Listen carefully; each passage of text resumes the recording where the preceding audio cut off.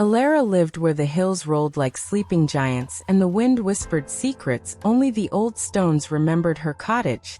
Small and sturdy as a clenched fist, perched on the highest ridge, its windows perpetually watching the valley below, she was a woman etched by time.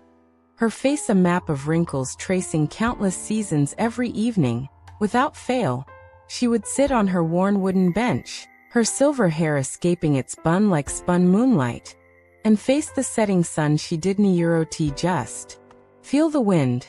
She listened to it. It brushed against her cheek with the coolness of mountain streams, rustled the long grasses with a sound like distant laughter, and carried scents of pine resin and damp earth from forgotten hollows. It was her oldest companion, a constant presence in the growing quiet of her solitary life. Its voice was a language she understood deep in her bones, a comfort against the encroaching silence. Lately, however, a different kind of quiet had begun to settle within Alara herself. Memories, once vivid tapestries hanging in her mind, started to fray at the edges. The name of the wildflower that bloomed purple by the spring, the exact tune old man Harris used to whistle while mending his fence, the feeling of her mother's hand holding hers on the first day of school. These precious fragments were slipping away like sand through open fingers. A gentle panic would flutter in her chest when she reached for a familiar detail and found only an empty space. She would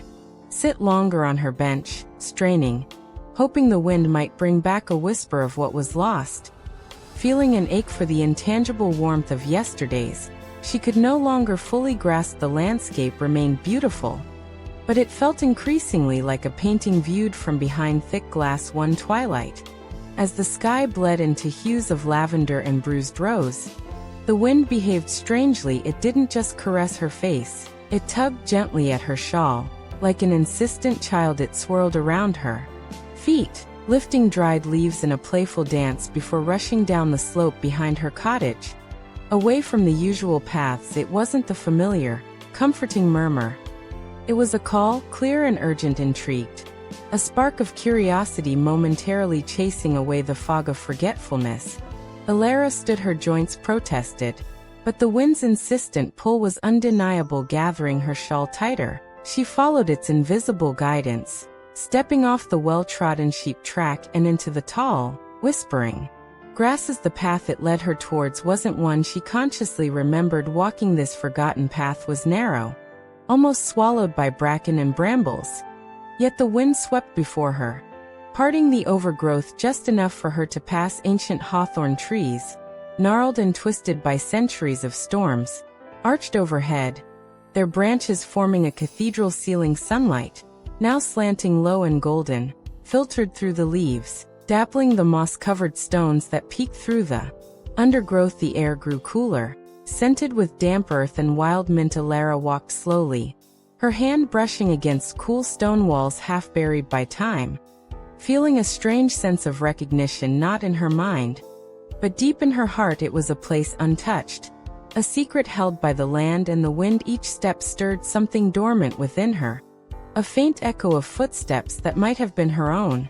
Long ago the path ended abruptly in a small, hidden clearing. In its center stood the ruins of a stone cottage, even smaller than Alara's own, its roof long gone, its walls crumbling but defiant. And there, pushing valiantly through the cracks in the ancient stone and the wild neglect, bloomed a riot of flowers. Delicate blue forget-me-nots cascaded over fallen rocks, vibrant red poppies nodded in the breeze, clusters of fragrant lavender hummed with bees, and stubborn yellow daisies turned their faces to the fading light. It was a garden, wild and untamed, yet undeniably nurtured by something, or someone.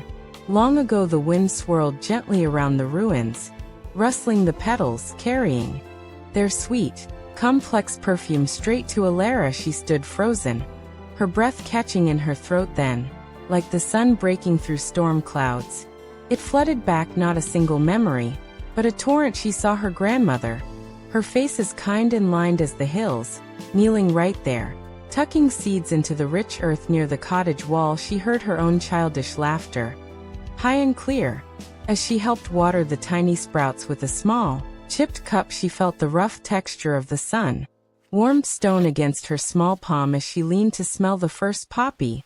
She remembered the stories her grandmother told in this very spot. Tales woven with the scent of lavender and the drone of bees.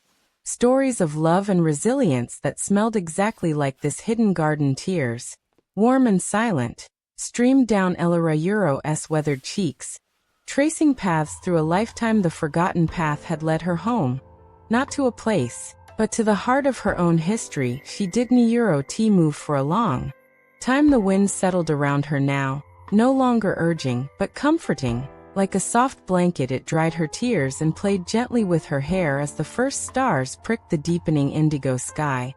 Elara slowly knelt beside the wild blooms. Her fingers, stiff but sure, brushed the velvety petals of a forget-me-not.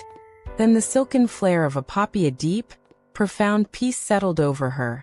Warm and heavy, the ache of loss was still there, but it was cradled now by the tangible presence of what had been found. She wasn't alone with her fading memories. She was surrounded by living proof of love that had taken root and endured, nurtured by the wind and the resilient earth. The forgotten path hadn't just been reclaimed. It had become a bridge back to herself. Elara walked back to her own cottage under the starlight, the wind a gentle escort at her side. The valley below was dark, but she carried a new light within. She knew the forgetting might still come, like night follows day, but now she also knew where to find the remembrance tomorrow. And every day after, she would return to the hidden garden. She would sit among the wildflowers sprung from her grandmother's hands and her own childhood joy, listening to the wind carry not just secrets, but the enduring whispers of love that time itself could not erase. The path was remembered now, and in its rediscovery, Elara found a quiet strength, a solace as deep and everlasting as the hills themselves. Sleep, when it finally came, was deep and dreamless, wrapped in the scent of wildflowers and the certainty of belonging.